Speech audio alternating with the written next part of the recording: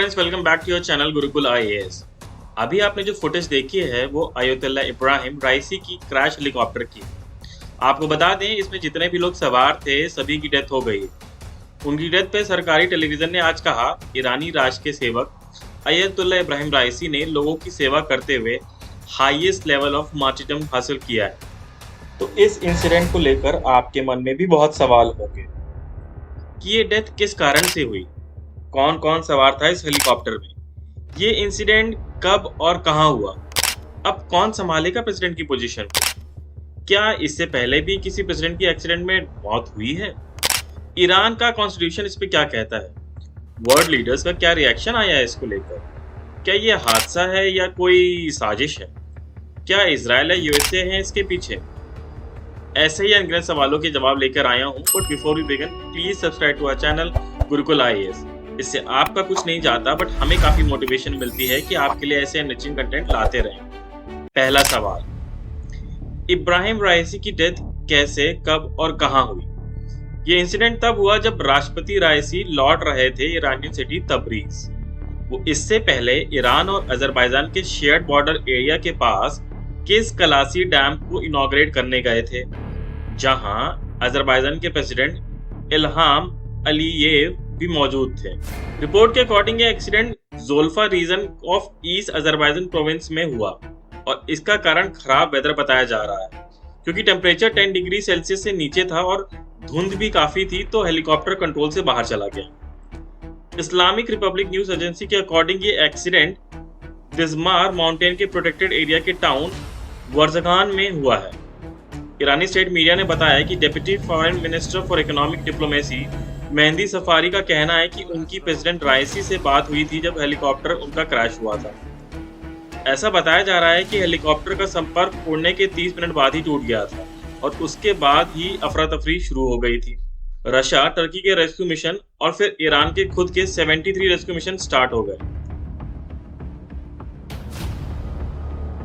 ये इतने सारे मिशन इसलिए क्योंकि इस इलाके का टेरेन बहुत ही हार्ड है, तो आसान नहीं था एक बार में पूरी इंफॉर्मेशन का पता लगाना। बहुत ढूंढने के बाद relief and rescue organisation of the Red Crescent की एक ड्रोन ने फुटेज से इस हेलीकॉप्टर की क्रैश साइट का पता लगाया, जैसे कि आप फुटेज में भी देख सकते हैं।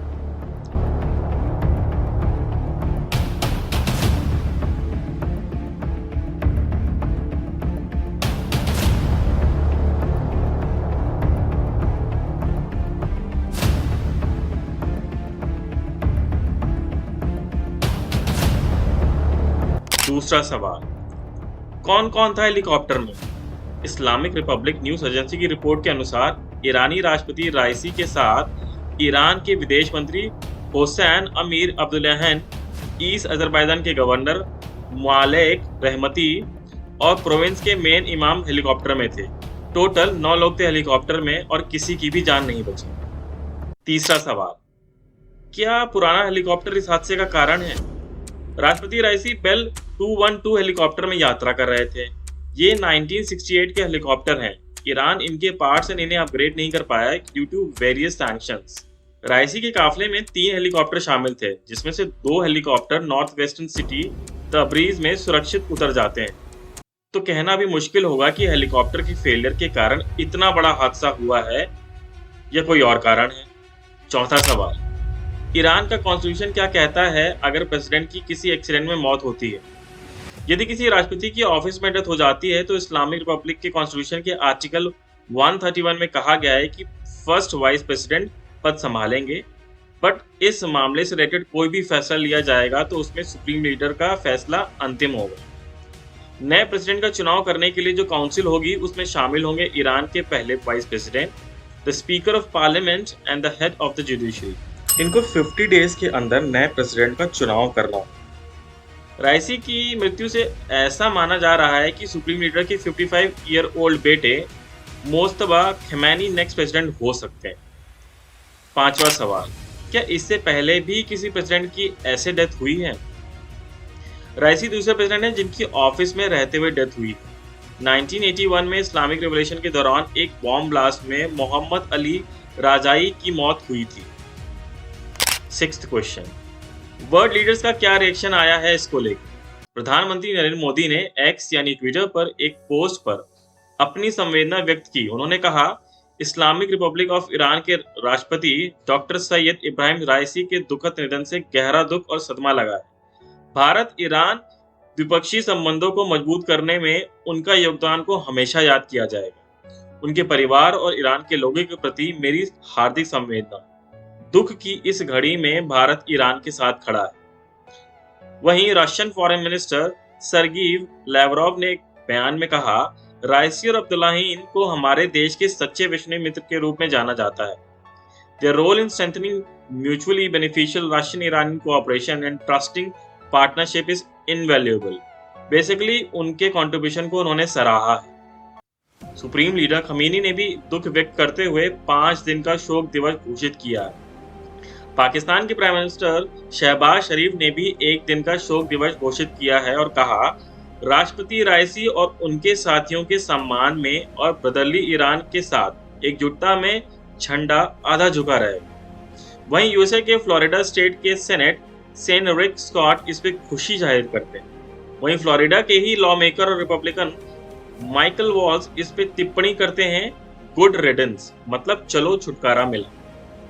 7वां सवाल, क्या इजराइल या यूएसए है इसके पीछे?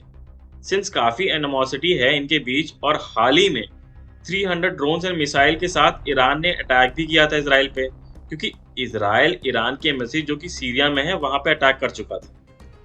एक तरीके से इजराइल, यूएसए, ईरान आपस में अटैक कई बार एक दूसरे पे कर चुके हैं। इस टॉपिक पे मैंने 3 वीडियो की एक सीरीज बनाई है जिसे आप देख सकते हैं। इसका लिंक मैं डिस्क्रिप्शन में दे दूंगा। डेफिनेटली इसको देखने के बाद आपको पूरे इशू से रिलेटेड बेटर अंडरस्टैंडिंग मिलेगी और आप जियोपॉलिटिक्स रीजन की समझ पाएंगे। अब बात करते हैं इस डेथ से रिलेटेड। क्या स्पेकुलेशन यानी अटकलें लगाई जा रही हैं? अभी तक स्टेट मीडिया ने इसे एक क्रैश यानी एक्सीडेंट ही बताया है। इन्वेस्टिगेशन जरूर होगी कि कहीं कोई फाउल प्ले तो नहीं हुआ है, क्योंकि अगर ऐसा होता है तो रीजन में वॉर के चांसेस बहुत ज्यादा बढ़ जाएंगे और दोनों साइड की पार्टीज, मतलब जो यूएसए इजराइल की साइड है और जो ईरान की तरफ है, उनमें हॉस्टिलिटी देखी जा सकती है। ये भी मैंने उसी सीरीज में कवर किया है डिटेल में। पिछले 7 महीनों में इजराइल ने गाजा में युद्ध छेड़ रखा है, जो इजरायली शहरों पर हमास के हमले के कारण शुरू हुआ था। तेहरान पर तेल अवीव के खिलाफ लेबनान मोर्चा खोलने में हिजबुल्लाह का समर्थन करने का बार बार आरोप लगाया जाता है। डेथ और क्रैश को लेकर संदेह इसलिए भी आता है कि जब इजराइल से पूछा गया कि उनका क्या हाथ है इसके पीछे, तो पहले ही वो कह देते हैं कि राइसी की डेथ में हमारा कोई भी रोल नहीं। ध्यान दीजिएगा, तब तक डेथ डिक्लेयर नहीं की गई थी और उन्हें पहले से ही पता था। उसके अलावा 3 हेलीकॉप्टर थे और वही दुर्घटनाग्रस्त होता है जिसमें प्रेसिडेंट एंड फाइनेंस मिनिस्टर जैसे इंपॉर्टेंट लीडर्स थे। बाकी दोनों हेलीकॉप्टर बच जाते हैं, जबकि वो भी उसी खराब वेदर से ही गुजर रहे होते। आपका क्या मानना है इसको लेकर?